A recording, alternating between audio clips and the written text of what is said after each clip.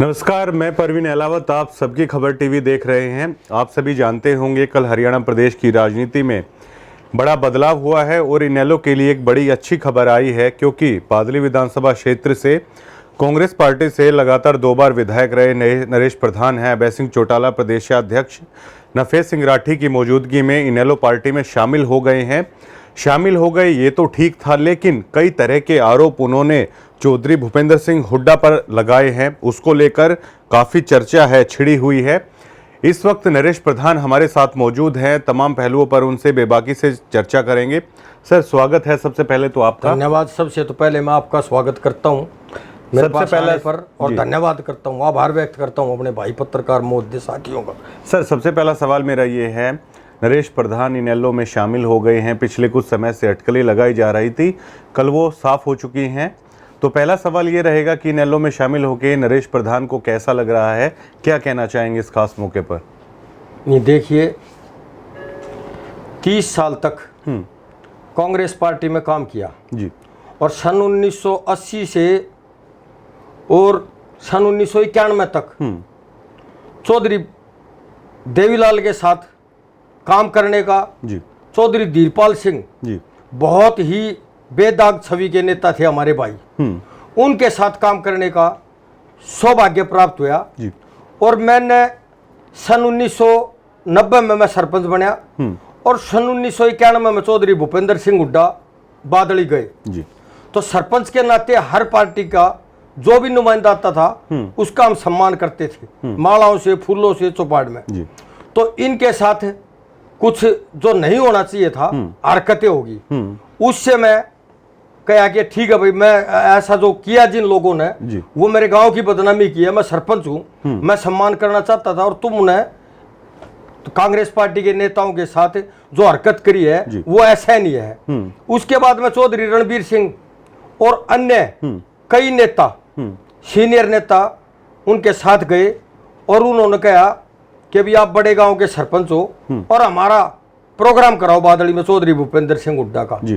तो सबसे पहले सन 1991 में हुड्डा साहब से जुड़ा, मैंने प्रोग्राम कराया तो लोगों ने समझा भाई ये तो कांग्रेस में रल गया। अब कांग्रेस में रल गया तो उन्होंने चुनाव के बाद में मैं हुड्डा साहब के पास कभी नहीं गया।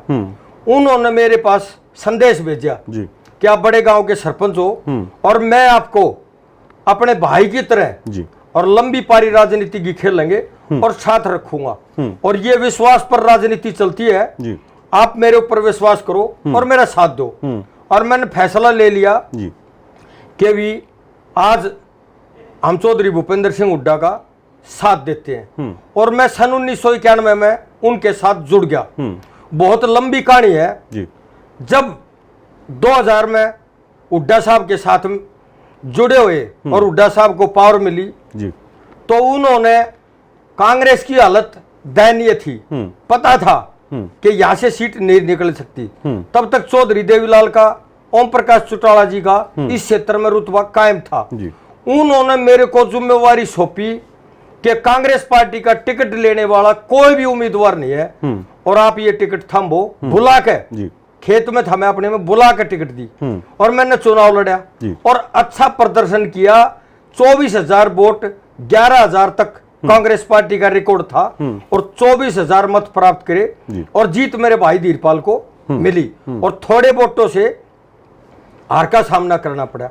उसके बाद में कांग्रेस पार्टी की स्थिति में सुधार हुआ और 2005 में हुड्डा साहब ने मेरे को टिकट से वंचित रख दिया। जब कांग्रेस पार्टी का अच्छा समय आया तो हमने गुहार लगाई। मेरी विधानसभा क्षेत्र की 36 बिरादरी इकट्ठी हुई कि इस आदमी ने लंबा संघर्ष किया है हुड्डा साहब के साथ। ये मैंने नहीं बोला, मेरे हल्के की जनता ने बोला।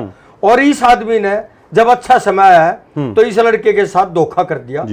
हम इसको एमएलए बनाएंगे और हजारों की संख्या में मेरे बुजुर्ग आशीर्वाद देने, समर्थन देने, मेरे को उठाने के लिए आगे। मैंने हाथ जोड़ के गुहार लगाई कि मैं गरीब आदमी हूं, इंडिपेंडेंट चुनाव लड़ने की स्थिति में नहीं है। मेरे बुजुर्गों ने जो अपार आशीर्वाद है जिसका वर्णन शब्दों में नहीं किया जा सकता और ना कभी 7 जन्म में उनका एहसान मैं चुकता कर सकता हूँ, मिट भी जाऊं और अपनी खाल की जूती भी बनवा दूं, तो उनका एहसान चुकता नहीं हो सकता। उन्होंने मेरे को उठा, हिम्मत दी और खुद चुनाव लड़ा और मेरे को इंडिपेंडेंट के रूप में विधानसभा में पहुंचा दिया।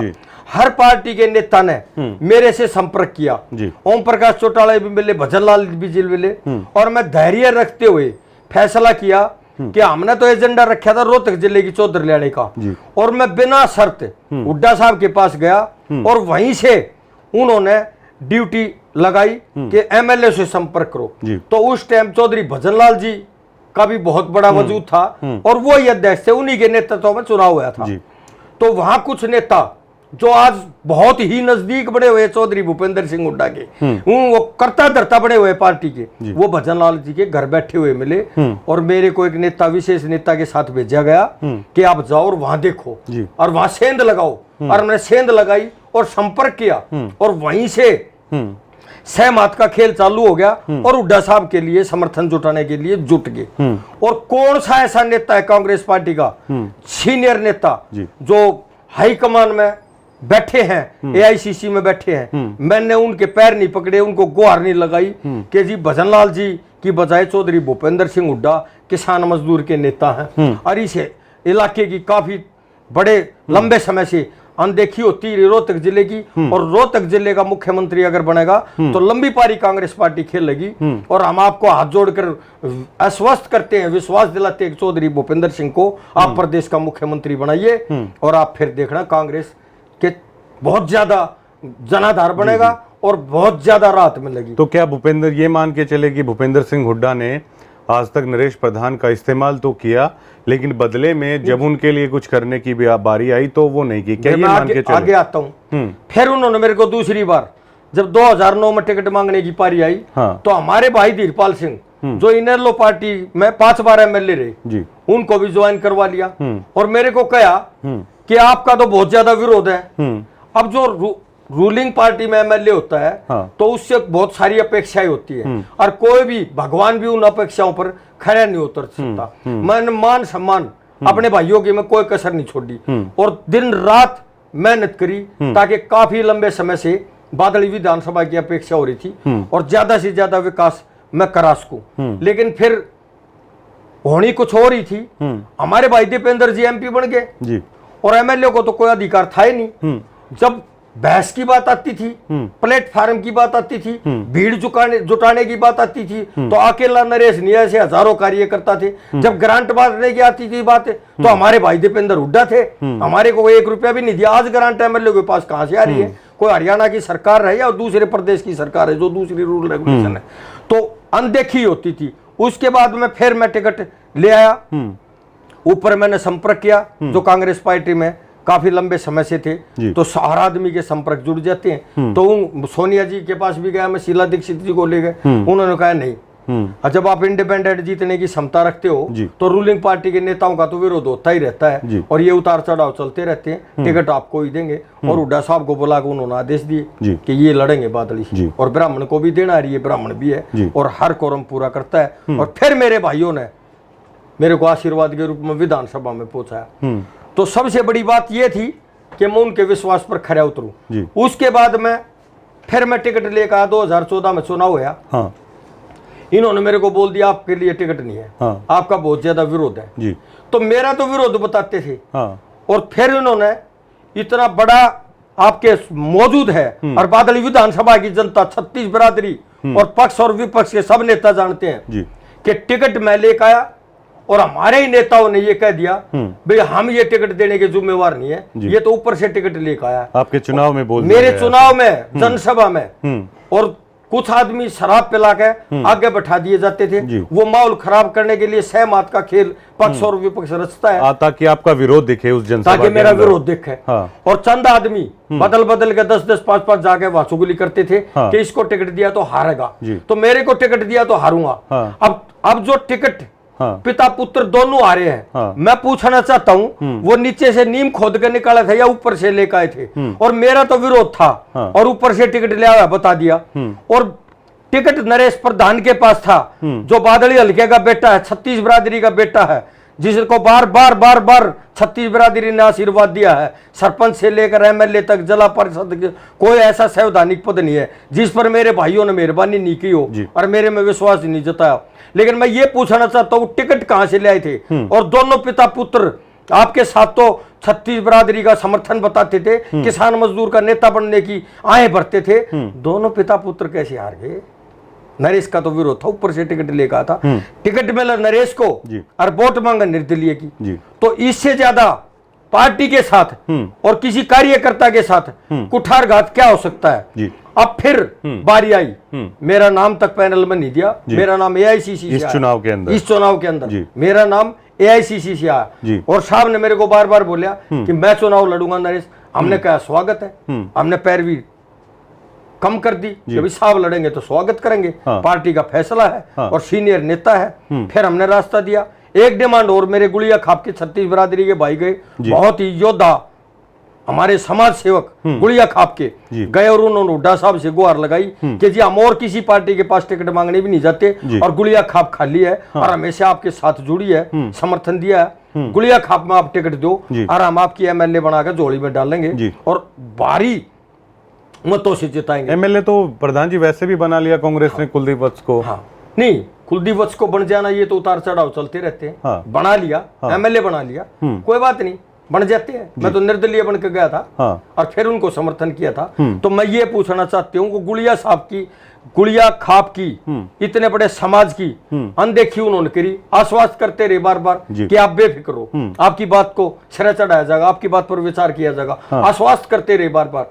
और फिर हम स्पष्ट शब्दों में ये कह कहे कि हमारी खाप की और कांग्रेस पार्टी के जो 20-25 साल से कार्य कर रहे हैं, बलिदान दे रहे हैं, नए आदमी को टिकट ना दो, थोड़े दिन जिसको आए हुए और चाटुकार और चापलूस लोगों से किनारा करो और परंपरागत रूप से जिन कार्यकर्ताओं ने कांग्रेस पार्टी के लिए बलिदान दिया है उनको सम्मान दो और उनको टिकट दो और हम उनका बादली विधानसभा में सम्मान करेंगे और रात दिन एक करेंगे और भारी मतों से एमएलए बनाकर लाएंगे हुड्डा साहब। ये अरदास हमारी आप सुनो। इनेलो में जाने का फैसला उन्होंने इस बात की अनदेखी की और हम स्पष्ट कह कहे कि हम कुलदीप वत्स को किसी भी सूरत में लायक नहीं करते उम्मीदवार कांग्रेस पार्टी का। गुलिया खाप जो गई थी और इसका हम विरोध करेंगे। अब उसके बाद प्रजातंत्र है, मौलिक अधिकार है वोट डालने का। कुछ भाइयों ने संजय को डाली, कुछ भाइयों ने धनखड़ को डाली और मैंने तुलना करी दोनों उम्मीदवारों की कि भी इससे अच्छा तो हम धनखड़ को वोट डाल देते हैं।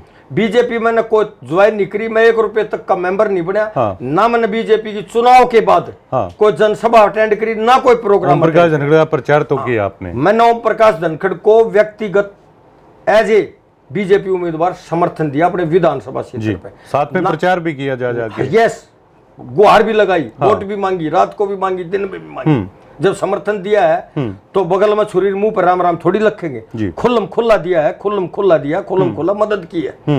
ये नहीं किया कि कहीं पे निंग आए और कहीं पे आए, टिकट किसी को और कांग्रेस पार्टी के सीनियर नेता वोट किसी के। प्रधान जी इन सारी चीजों पे आएंगे, ये बताइए कि इनेलो में जाने का फैसला क्यों लिया गया फिर नरेश प्रधान के द्वारा? मैं कल ओम प्रकाश चौटाला जी के 7-8 बार मेरे पास फोन आ चुके जी, संपर्क में थे आप पहले से और कई बार उसके सीनियर लीडरों ने मेरे से आकर मुलाकात करी जी और उन्होंने मेरे को बोला कि आप चौटाला साहब आपसे मिलने की इच्छा जाहिर कर रहे हैं और आप आकर मिलो। तो मैं कल कुशल से पूछने के लिए, कोरोना था, जनसभा नहीं कर सकते, कार्यकर्ता मीटिंग नहीं बुला सकते, विधानसभा को इकट्ठा नहीं कर सकते, अपने साथियों को इकट्ठा नहीं कर सके, तो मैं व्यक्तिगत 2-3 साथियों को लेकर और उनकी कुशल क्षेम पता करने गया था। सीनियर लीडर है मेरे साथ, 10 साल तक एमएलए रहे हैं और नैतिकता के आधार पर, मानवता के आधार पर चौटाला साहब से मिलने गया। तो उन्होंने जो अभूतपूर्व सम्मान मेरे को दिया और उन्होंने कहा कि अब है मैं आपको तीसरा भाई दे रहा हूं और ये काम करने की शैली है नरेश प्रधान की, और कांग्रेस पार्टी ने इसको जिस तरह बार बार धोखा दिया है, बेटा इसको गले से लगाओ आप और मिलकर संघर्ष करो। और उन्होंने इतना भूतपूर्व सम्मान दे दिया और पत्रकार वहां मौजूद थे और स्थिति ये होगी कि मैंने ज्वाइन हो गया। जल्दबाजी में तो नहीं लिया गया? बिल्कुल नहीं जल्दबाजी में, मैं खुश है मतलब गया था, सोच समझ के। अच्छा। और अब ये आखिरी पड़ाव है। हाँ। और मेरा एक ही लक्ष्य है, हाँ। ना कोई रैली है, हाँ। ना कोई जनसभा है, हाँ। ना रूलिंग पार्टी है, हाँ। इनेलो संघर्षरत है, हाँ, संघर्ष किसान करना मजदूर की पड़ेगा। पार्टी है, जी। जो चौधरी देवीलाल के आदर्शों पर चलने वाली पार्टी है। हाँ। और अब युद्ध होगा किसानों को न्याय दिलाने के लिए। जी। अब बात होगी SCZ वाले ने जो बादली विधानसभा के लोगों के साथ सबज बाग दिखाए थे, जो वादे किए थे, आपको रोजगार के अवसर मिलेंगे, विधायक तो आप थे प्रधान जी उस टाइम। उद्योग के अवसर मिलेंगे, मैंने बार बार गुहार लगाई। जी। मेरी गलती यही थी हाँ। कि जब किसानों की जमीन हाँ। बाह रहे थे SCZ वाले, तो मैंने उनका जमकर विरोध किया और मैं उनके सामने भी खड़ा हुआ, मैंने किसानों का साथ भी दिया। जी। और खड़ी फसल को कोर्ट भी आदेश नहीं देता उजाड़ने जी। की, वो मेरे भाइयों की फसल खड़ी हुई जो पकाई पागी थी, उसमें JCB और ट्रैक्टर चला रहे थे और मैंने उनका विरोध दिया। और कांग्रेस पार्टी के नेताओं ने मेरे को तलब किया कि इन्होंने जमीन बेच दी। मैं हरियाणा प्रदेश के किसानों ने उड्डा में भी जमीन दी है, जो वो कब्जा नहीं लेते, जिस तक वो कंस्ट्रक्शन नहीं करते, किसान भाई बोल रहे हैं। HSIDC में भी जमीन देते हैं, किसान भाई बोल रहे हैं। DDA दिल्ली हमारे साथ लगती है बॉर्डर पे, वहां भी जो किसानों ने जमीन दे रखी है 20-20 साल हो लिए, उसके अंदर कंस्ट्रक्शन नहीं हुई है, वो भी किसान भाई बोल रहे हैं। तो यहाँ क्या आफत आ गई ऐसी, क्यों नहीं बो सकते? जब तक मैं विधायक हूँ जमीन बुआऊंगा, और पत्रकार महोदय मैंने बुआई भी है। और मेरे जाने के बाद आज उस जमीन के अंदर गड्ढे खोद रखे हैं। मैं ये कहना चाहता हूँ कि SCZ वाले ने बड़े बड़े सबज बाग दिखा गए, बेची तो है, 5 साल के अंदर उसने अनुबंधित था कि मैं यहाँ SCZ स्थापित कर दूंगा। आज 15 साल होने को है, 13 साल होने को है, आज तक क्यों नहीं हुआ? आज वो इंडस्ट्री के प्लाट काट के बेच रहा है और मेरे भाई उसके मुंह की तरफ देख रहे हैं। तो आंदोलन ये नहीं है कि हमने नहीं बेची, हमने बेची है, लेकिन हमारे साथ कुठारगार दिखाया। जो सपने हमारे को दिखाए थे वो थोथे वादे थे, सरकार के भी और SCZ के भी। इसमें बहुत बड़ा गोलमाल हुआ है और किन किन ने पैसों खाया, इसकी जांच होनी चाहिए। और मेरा रास्ता मौत ही रोक सकती है। मैं रुकने वाला और झुकने वाला आदमी नहीं हूं। मैंने जिसका साथ दिया उसका दिल से दिया है, कुल्ली में गुड़ कभी फोड़ा नहीं, बगल में छुरी रखी नहीं, मुंह पर राम राम किया नहीं। जो फैसला मैं लेता हूं खुल कर लेता हूं। चौधरी देवीलाल की नीतियों में विश्वास रखता था, उसी के साथ बाल अवस्था में राजनीति शुरू करी थी। और मैं ये भी बताना चाहता हूं कि जब चुनाव यार चौधरी देवीलाल ने 3 पार्लियामेंट क्षेत्रों से, सीकर से, फिरोजपुर पंजाब से और रोहतक से चुनाव लड़ा था। 2 सीटों पर वो जुड़े थे। 10 दिन के बाद पंजाब में चुनाव था। फिरोजपुर में भी मैंने गली गली में घूम कर और चौधरी साहब के लिए था। कालका में भी मैं ऑब्जर्वर के रूप में बनाकर चौधरी देवीलाल जी ने ही भेजा था जब उपचुनाव था। चंद्रमोहन का और एक हमारा इनेलो का साथी था, लोकदल का साथी था। तो बार बार उन्होंने सम्मान दिया और काम करने का अवसर चौधरी देवीलाल के साथ। चौधरी देवीलाल की विचारधारा से आप परिचित हैं पहले भी। अच्छा प्रधान जी ये बताइए, कुछ मनमुटाव की बातें भी हैं आपकी जो चौधरी ओम प्रकाश चौटाला के बाबत विधानसभा में नरेश प्रधान ने एक बार कहा था, तो क्या वो मनमुटाव दूर हो गया था या उस पर कोई बातचीत नहीं होगी, पुरानी बातें भुला दी गई थी? क्योंकि ये चीजों की चर्चा हो रही है। ऐसा है, मैं प्रवक्ता था, मेरे को जिम्मेवारी सौंपी जाती थी। हाँ। और मैं जहां भी रहूंगा, जिस पार्टी में था, हाँ। उस पार्टी का मजबूती से पक्ष रखना मेरा धर्म भी है और दायित्व भी है। हाँ। मैं कांग्रेस पार्टी का कार्यकर्ता समझो, सिपाही समझो, इंडिपेंडेंट MLA था। और मैंने निशर्त हुड्डा साहब को ये कहा अगर जो रोहतक की चौधर चाहिए, और मैं समर्थन तो बहुत सारे MLA देंगे, लेकिन मैं आत्मसमर्पण करता हूँ। और इंडिपेंडेंट मेरे भाइयों ने जिताया हूँ और 150-200 कार्यकर्ता मेरे साथ आए हैं। और इन सब का ये फैसला है कि अभी वहीं जाओ, और मैं उनके साथ जाकर काम फिर से शुरू करते हैं। तो मैं ये पूछना चाहता हूँ कांग्रेस पार्टी का छोटा या बड़ा कोई भी नेता कि यहाँ इतने बड़े स्तर पर जो 91 से लगे हुए हैं, या जिन जो नौजवान साथी हैं उन्होंने 20-20, 25-25 साल, 15-15, 20-20 साल काम करते होंगे, इनकी इतनी बड़ी अनदेखी क्यों?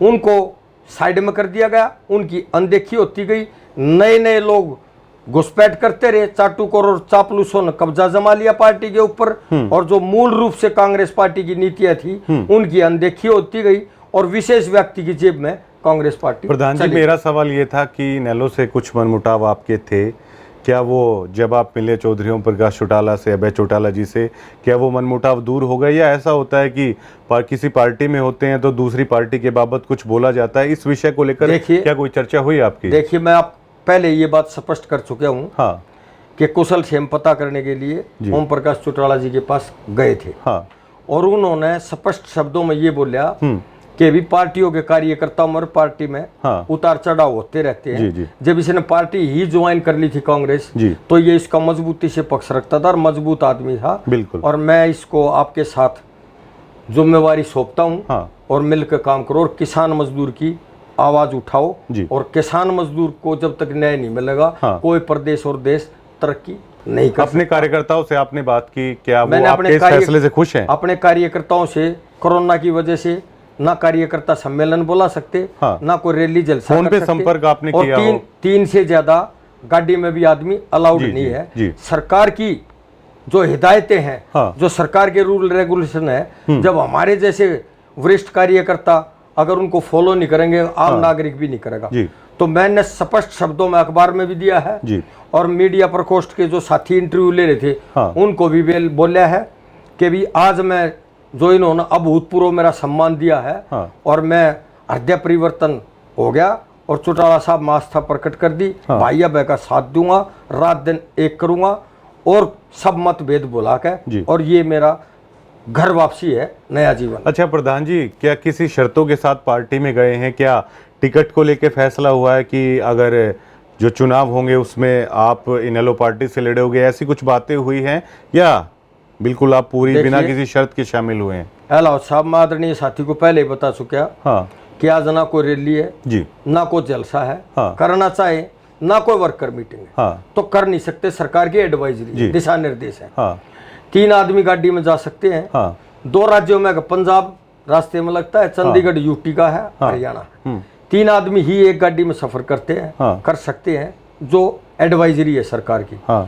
तो मैंने स्पष्ट बोला है कि मैं अपने बादली विधानसभा में ही जलसा करूंगा संवैधानिक तौर पर, लेकिन उन्होंने जिम्मेवारी और सम्मान इतना दे दिया कि वो अभूतपूर्व है, उसका शब्दों में वर्णन किया ही नहीं जा सकता। क्या किसी शर्तों के साथ गए हैं? टिकट की बात को लेकर गए हैं? कोई भी शर्त नहीं है, और टिकट भाइयों के पास होता है, और जो बादली विधानसभा के ठान लेते हैं भाई, वो कर भी देते हैं। तो जब इंडिपेंडेंट विधायक बनाया, सरपंच बनाया, जिला पार्षद हरियाणा में सबसे ज्यादा वोटों से मेरी धर्मपत्नी को बनाया, तो उन भाइयों का 7 जन्म ऋणी हो, और अपनी चमड़े की जूती बना के उनको भी पहना दूं, तो वो उतर नहीं सकता।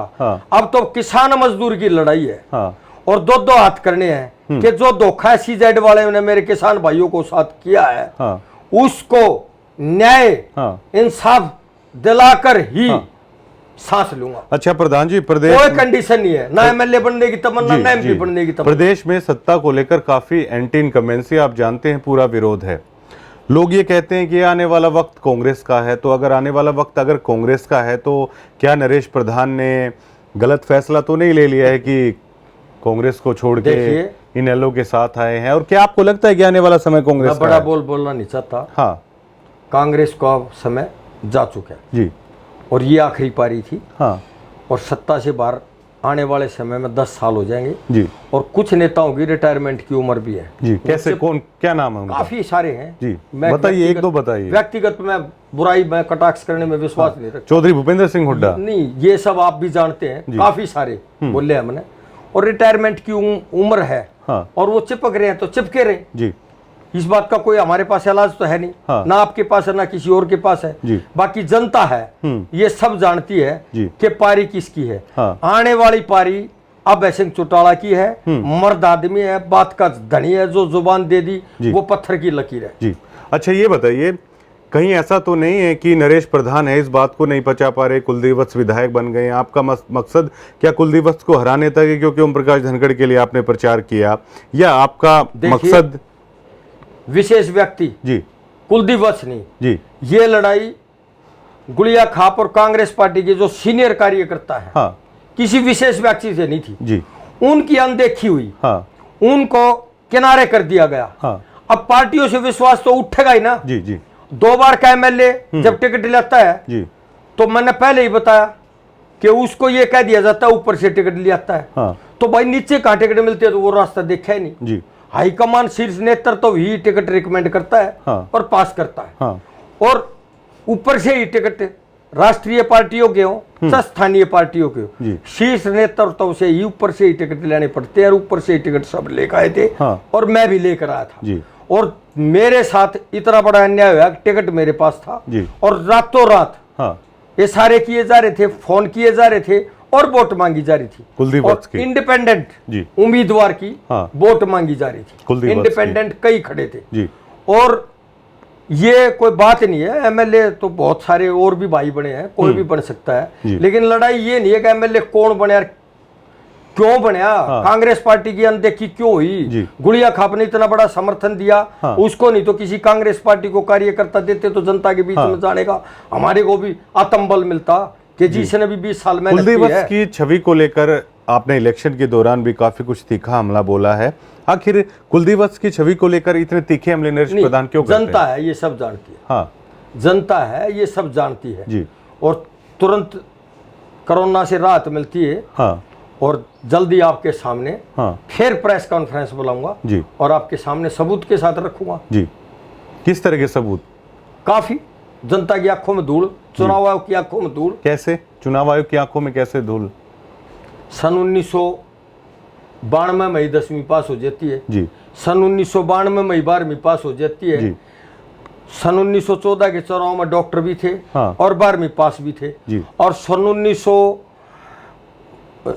सन 2014 में 2019 के अंदर वो 12वीं से उल्टे हटके सिर्फ 10वीं पास रह जाते हैं। क्या ये आप जुबानी तौर पर आरोप लगा रहे हैं? जुबानी तौर पर किसी तरह के प्रूफ आपको अभी फोटोकॉपी देते हो आप सबूत के तौर पर। जो उन्होंने चुनाव आयोग को शपथ पत्र दिया है उस रिकॉर्ड के आधार पर और जो सर्टिफाइड कॉपी ली है चुनाव आयोग के अधिकारियों से उसके आधार पर बोल। इसको लेके स्पेसिफिक कॉन्फ्रेंस करेंगे नरेश प्रधान? बिल्कुल स्पेसिफिक। आपको हाईकोर्ट के अंदर याचिका डालने के लिए तैयारी कर दी है कि इनका चुनाव रद्द कर दिया जाए। 101% होगा।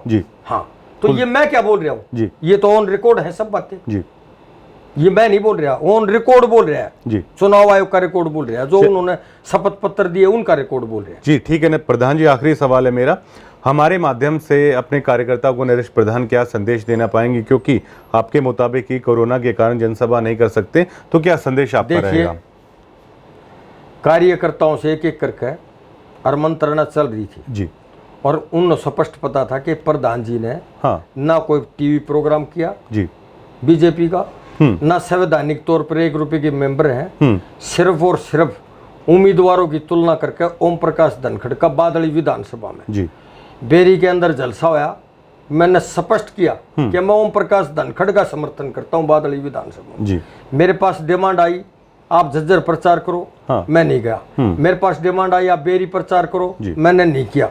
मेरे पास डिमांड आई आप भादरगढ़ प्रचार करो, रोहतक जिले में तो कम से कम करो, मैंने नहीं किया। मैं सिर्फ ओम प्रकाश धनखड़ तक सीमित रहा और मैं उसको एमएलए अगर बनता तो सरकार में साझा होता। ये भी सबको पता था बीजेपी की सरकार आ रही है और कम से कम हमारी तो अनदेखी होगी, बादली विधानसभा को तो कुछ काम होंगे, विकास होगा। इसलिए मैंने सिर्फ और सिर्फ ओम प्रकाश धनखड़ का ही समर्थन किया और उसी तक सीमित रहा। और अगर कोई साथी कहता हूँ मैंने बीजेपी ज्वाइन करी थी तो वो सदस्यता ऑनलाइन है आजकल, ले आके दिखा दे। मैं 1 रुपए का भी मेंबर हूँ तो आजीवन राजनीति से किनारा कर लूँ। बहुत बहुत शुक्रिया सर, थैंक यू। ये कांग्रेस के पूर्व विधायक और फिलहाल इनेलो के प्रदेश प्रवक्ता हैं नरेश प्रधान। बेबाकी से सारी बातें अपनी रखी हैं और भूपेंद्र सिंह हुड्डा पर खास तौर से तीखा हमला इन्होंने बोला है कि किसानों के मुद्दे को लेकर अभय सिंह चौटाला पर इन्हें पूरा भरोसा है और जो बादली की जो जमीन है ऐसी जड़ को दी गई उसके ऊपर नरेश प्रधान जी हैं वो पूरी तरह से आक्रामक हैं कि किसानों के साथ पूरी तरह से धोखा इन्होंने है करार दिया है। और कुलदीप वत्स को लेकर खासतौर से इन्होंने कहा है कि जल्द ही प्रेस कॉन्फ्रेंस में एक बड़ा खुलासा करेंगे, क्योंकि डॉक्टर कुलदीप वत्स है एक ही सन से इनके मुताबिक है, 10वीं उन्होंने की एक ही सन से है, 1992 में +2 है इन्होंने की कि हाई कोर्ट में याचिका है लगाई हुई है और इनके मुताबिक 100% है वो लगने वाली है कोरोना के बाद में और उसमें रद्द हो सकता है चुनाव शायद अगर इस तरह का मामला आया है तो ये तो खास तौर से बात है कि नरेश प्रधान इस तरह से चुप नहीं बैठेंगे। बादली की राजनीति है ऐसे ही पूरी तरह से गर्म होती रहेंगी और अब तो प्रधान जी इनेलो पार्टी के प्रदेश प्रवक्ता हैं, समय समय पर अपने दर्शकों को इनसे रूबरू है करवाते रहेंगे। शुक्रिया।